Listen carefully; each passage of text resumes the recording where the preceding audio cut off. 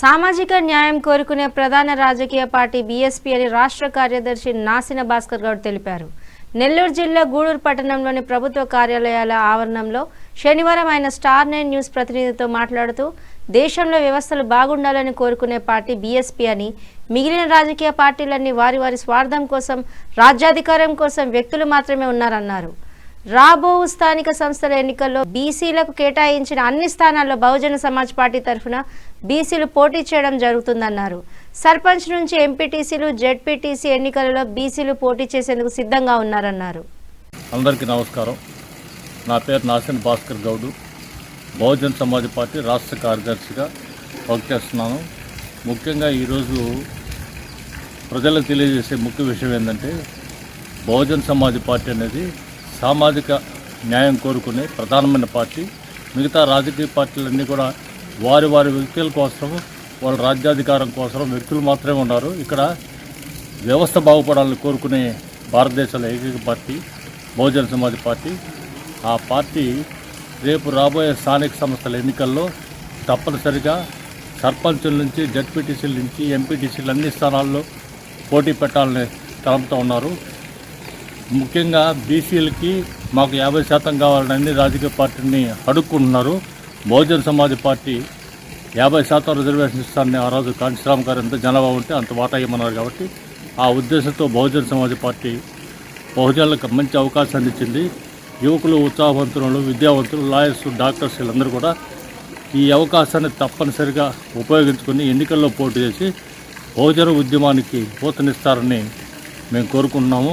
అందరినీ ప్రోత్సహిస్తాము. తప్పనిసరిగా స్థానిక సంస్థల్లో మన బీసీ సత్తా ఏందో, ఎస్సీ ఎస్టీ సత్తా ఏందో చాటుకొని 185% ఉండే జనాలు రాజ్యాధికారానికి దూరంగా ఉన్నారు. వీరందరూ రాజ్యాధికారానికి చేరువ కావాలి అనేది బహుజన సమాజ్ పార్టీ లక్ష్యం.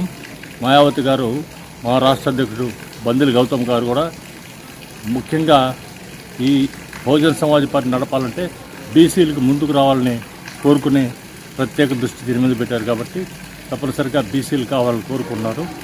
ముఖ్యంగా ఇక్కడ ప్రముఖంగా చెప్పాల్సింది ఏంటంటే, ఈరోజు స్థానిక సంస్థలు ఏప్రిల్ 2వ తేదీతో సమయం ముగిసిపోయింది. ఇప్పుడు పాలకులుగా ఉన్నటువంటి ప్రభుత్వం ఎన్నికల్ని ఏదో ఒక రంగా పోస్ట్పోన్ చేయాలనే ఉద్దేశంతో, ఎందుకంటే గతం పాలకులుగా ఉన్న వైసీపీ వాళ్ళు ఈరోజు స్థానిక సంస్థల్లో అధికారాన్ని అనుభవిస్తున్నారు. వాళ్ళు ఉండేటప్పుడు ఎన్నికలు జరపకూడదనే ఉద్దేశంతోనే ఎన్నికల్ని ఏదో ఒక రకంగా బీసీ సంఘాలతో స్టేజ్ ఇప్పించి చేశారు. దానికి సంబంధించి తాత్కాలికంగా స్టే చేసి, అంటే ఉండే సర్పంచులు, ఎంపీటీసీల ఆధ్వర్యంలో కాకుండా కేవలం ఉద్యోగుల ఆధ్వర్యంలో జరగాలనే ఉద్దేశంతో దీన్ని పోస్ట్పోన్ చేశారు. అది అందరికీ కూడా అర్థమైంది. ముఖ్యంగా మేము కోరుకునేది ఏంటంటే, బీసీలకి 34% రిజర్వేషన్ ఇస్తాము. గతం 25% ఇచ్చింది, ఇప్పుడు మేము పెంచుతామని చెప్తున్నారు. ఆల్రెడీ తెలుగుదేశం ప్రభుత్వం ముఖ్య వ్యవస్థాపకుడు ఎన్టీ రామారావు గారు ఆనాడే 85లోనే 44% బీసీలకు ఇచ్చాడు. దాని మీద అప్పటి కొంతమంది కుట్రదారులు కోర్టు పోయి స్టే తీసుకొచ్చారు. ఆ స్టే ఇప్పటివరకు కంటిన్యూ అవుతుంది.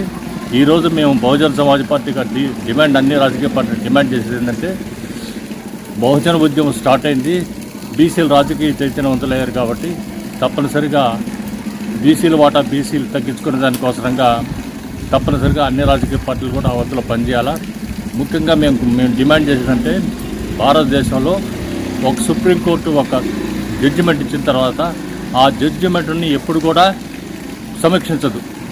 కానీ కుల జనగణన అనేది తప్పనిసరిగా 50% సీలింగ్కి సవరణ చేసింది. ఆ సవరణ ఏ విధంగా చేసిందంటే, 13/7/2010 అంటే దాదాపు 15 సంవత్సరాల క్రితం జనాభా నిష్పత్తిని బట్టి ఎవరి జనాభా ఎంత ఉంటే ఆ అధికారిక గణాంకాలు ఉంటే తప్పనిసరిగా బీసీ రిజర్వేషన్ పెంచుకోవచ్చు అనే జడ్జిమెంట్ ఇచ్చారు. ఆ జడ్జిమెంట్ని ఇంప్లిమెంట్ చేయమని చెప్పి అన్ని పాలక వర్గాలని బీసీలు డిమాండ్ చేస్తున్నా కానీ పూర్తిగా దాన్ని విస్మరించి ఆ బీసీ కొలకన్న అనేది దాటవేస్తున్నారు. కేంద్రం కానీ రాష్ట్రం కానీ ఇప్పుడు మంచి మన జనాభా లెక్కలు వేస్తున్నారు. ఈ జనాభా లెక్కల్లో ఒక్క కాలం బీసీ కాలం కానీ పెడితే తప్పనిసరిగా బీసీల తొలగనం తెలుస్తుంది. దానికి కేవలం పాలకులు దురుద్దేశపూర్వకంగా అగ్రకుల రాజకీయ పార్టీలు బీసీలకి న్యాయం వాళ్ళ వాటా వాళ్ళు దక్కితే వీళ్ళ రాజ్యాధికార పీఠాలు కదిలిపోతాయనే భయంతోనే వీళ్ళు పూర్తిగా ఈ బీసీ కులగణన చేయలేదు. బహుజన సమాజ్ తప్పనిసరిగా కాంచీరామ్ గారు కోరుకున్న విషయం ఏంటంటే ఎవరి జనాభా ఎంత నిష్పత్తి ప్రకారం రాజ్యాధికారంలో వాటాలు ఉండాలి.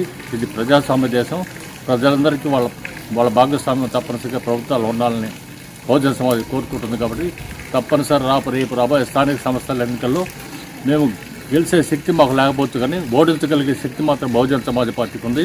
కాబట్టి తీవ్రంగా మా కార్యకర్తలందరూ కూడా పరీక్షలు వేసుకుని పెద్ద అంగభావం చేయకుండా నిశ్శబ్ద విప్లవంగా బహుజన సమాజ్ పార్టీ రాష్ట్రంలో విస్తరిస్తుంది.